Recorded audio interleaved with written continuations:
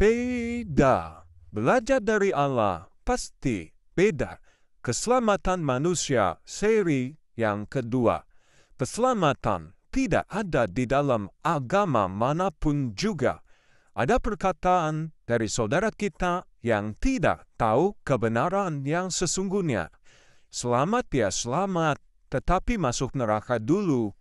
Ini kebenarannya, tidak ada yang namanya selamat jika saudara masuk ke dalam neraka. Karena tidak ada penyelamatan dari neraka jika manusia sudah ada di sana. Jadi kata ini sangat menarik. Yuk kita bahas. Cerdaslah dalam beriman dan temukan kebenarannya. Yang pertama, keselamatan adalah hal yang paling penting dalam hidup ini. Artinya, selama manusia masih hidup, berarti masih ada waktu dan kesempatan yang Tuhan berikan. Gunakanlah dengan sebaik-baiknya. Yang kedua, saudara tahu apa itu neraka dan ada apa di sana. Di sana tempat perapian yang menyala-nyala. Apinya tidak akan pernah padam.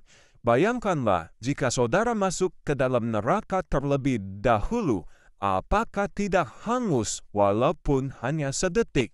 Saudara mau diselamatkan setelah jadi arang atau jadi abu? Atau saudara berharap ada mujizat Tuhan saudara tidak terbakar? Janganlah berprasangka belaka ataupun berhalusinasi. Neraka itu real, nyata, apinya panas dan akan membakar seluruh tubuh kita. Panasnya minta ampun dah.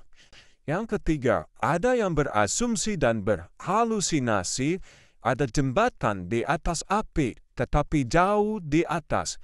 Mari, gunakanlah logika.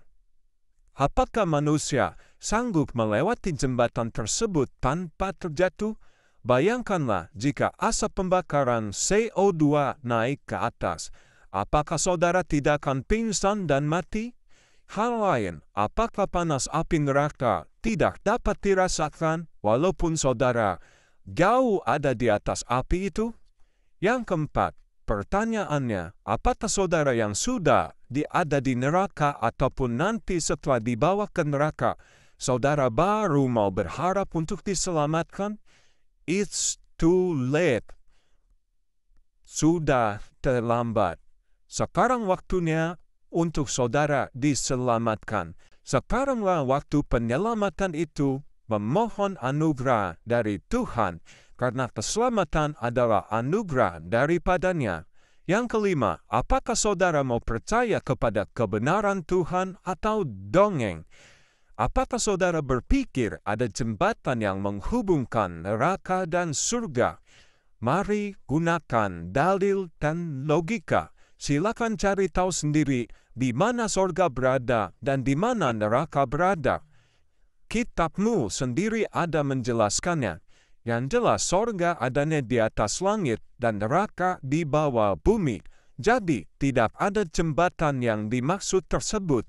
Itu hanya dongeng. Menurut Kamus Besar Bahasa Indonesia, cerita yang tidak benar-benar terjadi, tidak pernah ada, tidak pernah terjadi. Kalaupun ada, namanya tangga menuju surga. Beriman juga harus berlogika, artinya saudara diberikan akal untuk berpikir dan dapat membedakan mana yang benar dan mana yang tidak, mana yang baik dan mana yang tidak. Kejadian 28 ayat 12, maka bermimpilah ia, Yakub, di bumi. Ada didirikan sebuah tangga yang ujungnya sampai di langit. Dan tampaklah malaikat-malaikat Allah turun naik di tangga itu. Jadi, kalaupun ada itu tangga yang menuju ke surga, 1 Samuel 28 ayat 13, maka berbicara Raja Saul kepada tukang tenung itu, atau perempuan pemanggil arwah, janganlah takut. Tetapi apakah yang kau lihat? Perempuan itu menjawab, Saul, aku melihat sesuatu yang ilahi muncul dari dalam bumi. Ini jelas penipuan dari iblis dengan kebohongannya, bahwa yang muncul adalah roh Samuel yang dipanggil oleh Raja Saul.